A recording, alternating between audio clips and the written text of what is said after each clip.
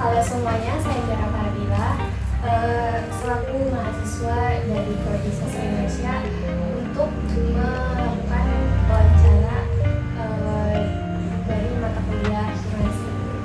Baik, saat ini saya sedang bersama dengan Kak Firman selaku narasumber yang akan memberikan informasi terkait bidang jurnalistik. Selamat malam Kak Firman. Halo.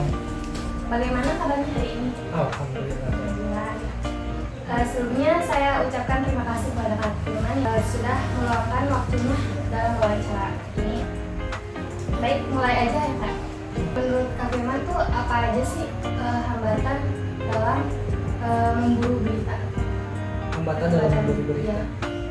Hambatannya mungkin karena untuk wartawan-wartawan baru ya, mungkin terbatasnya akses informasi atau narasumber.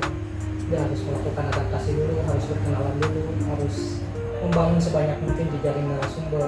Seperti tadi yang dibilang kan, tidak mungkin wartawan itu bekerja dia sendiri mendapatkan informasi. Dia harus bekerja sama dengan banyak pihak, termasuk warga, teman-teman mahasiswa, pemerintah, dan lain-lain, para akademisi, peneliti, dan lain-lain. Pertanyaan yang selanjutnya, bagaimana sih proses untuk menghimpun berita tuh dari mentahan tuh sampai jadi berita kayak gimana? Iya, yang pertama kita harus menentukan dulu isu yang pengen kita angkat. Misalkan kalau saya coba hubungkan gitu ya dengan isu yang kemarin tuh baru saja hangat tuh ada di Tangerang Selatan. Kita ada isu intoleransi gitu yang menimpa mahasiswa, yang di TikTok itu kan. Yang pertama yang harus mahasiswa lakukan yang datang ke lapangan. Makanya ada istilah wartawan ketika ada diduga hujan itu beneran turun atau enggak, tugas wartawan itu bukan bertanya, tapi turun ke lapangan, buka pintu, buka jendela, bener gak sih hujan gitu, baru kita mengetahui fakta yang sebenarnya. Nggak tanya-tanya lagi ya, maksudnya kayak langsung ngebuktiin gitu. Iya, langsung ngebuktiin ya. Salah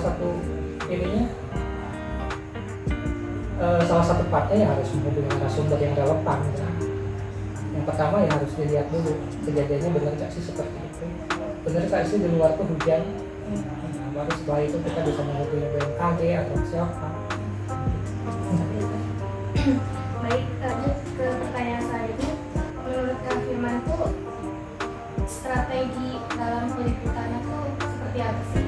Kayak takutnya dalam pengambilan berita tuh pengambilan gambar atau video tuh takutnya ada yang dilarang atau ada itu strateginya? Ada. Kalau mungkin minimal karena media itu berbeda kan, dapat dibedakan menjadi 3 jenis kan, media koran, digital, media televisi. Kalau karena saya di media wartawan itu hanya cukup menggunakan foto, tidak ada tekniknya juga mengambil foto itu ya, harus terlihat jelas narasumbernya.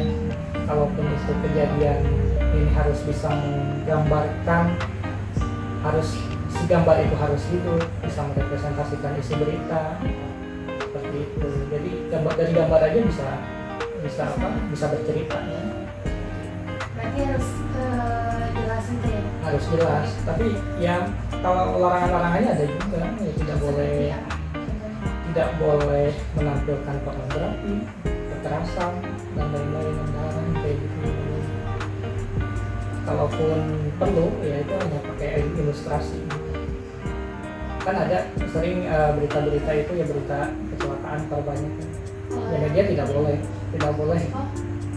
boleh mempublikasikan hal-hal yang sifatnya itu mengerikan. Oh, makanya suka disensor gitu Ya disensor, bisa diganti dengan disensor atau pakai gambar ilustratif. Lanjut ke pertanyaan terakhir nih Kak, mengenai teknik wawancara tuh kira-kira seperti apa sih tahapan-tahapannya? Yang sedang teman-teman lakukan seperti ini guys. Iya. Ya teknik wawancara itu sebenarnya lebih enak tuh kita interaktif ya seperti ini. Cuman kalaupun bagus kalau udah ada bisnya gitu pertanyaan, tapi lebih bagus lagi kalau kita bisa improvisasi. Jadi kalau saya pribadi gitu, meskipun udah ada listingan pertanyaannya ini aja, tapi ketika kita bertemu dengan si narasumber yang sedang kita wawancara, terus si narasumber ini memberikan pernyataan yang cukup menarik gitu, kita bisa improve. Ketika nanti sudah selesai ini stop di situ, baru kita balik lagi ke listing. Biasanya jawaban narasumber itu terungkap tanpa disengaja sebenarnya. Jadi boleh yang bikin list pertanyaan, tapi yang lebih itu hasil improvisasi ketika sedang wawancara secara langsung seperti itu. Itu sih yang biasa saya lakukan. Oh iya, makasih. Baik, sepertinya pertanyaan semuanya sudah terjawab ya. Sebelum diakhiri, saya ucapkan terima kasih kembali.